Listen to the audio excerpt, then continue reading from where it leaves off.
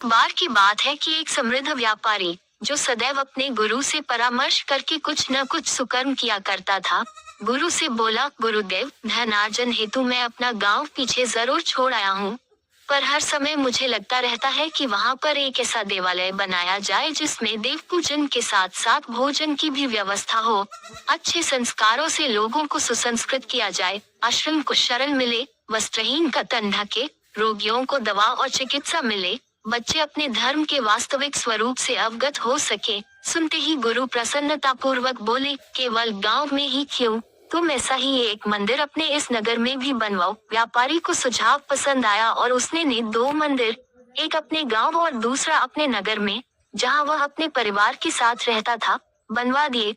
दोनों देवालय शीघ्र ही लोगों की श्रद्धा के केंद्र बन गए, लेकिन कुछ दिन ही बीते थे कि व्यापारी ने देखा कि नगर के लोग गांव के मंदिर में आने लगे हैं, जबकि वहां पहुंचने का रास्ता काफी कठिन है। उसकी समझ में नहीं आ रहा था कि ऐसा क्यों हो रहा है।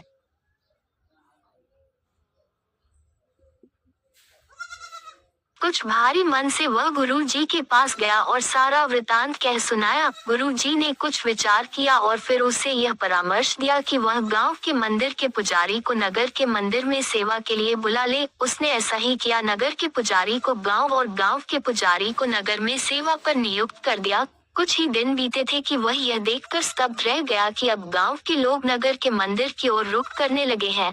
अब तो उसे हैरानी के साथ साथ परेशानी भी अनुभव होने लगी। बिना एक क्षण की देरी के वह गुरुजी के पास जाकर हाथ जोड़कर कहने लगा, आपकी आज्ञानुसार मैंने दोनों पुजारियों का स्थानांतरण किया, लेकिन समस्या तो पहले से भी गंभीर हो चली है कि अब तो मेरे गांव के परिचित और परिजन कष्ट सहकर और किराया भाड़ा खर्च करके नगर के देवालय में आने लगे हैं। मुझसे यह नहीं देखा जाता।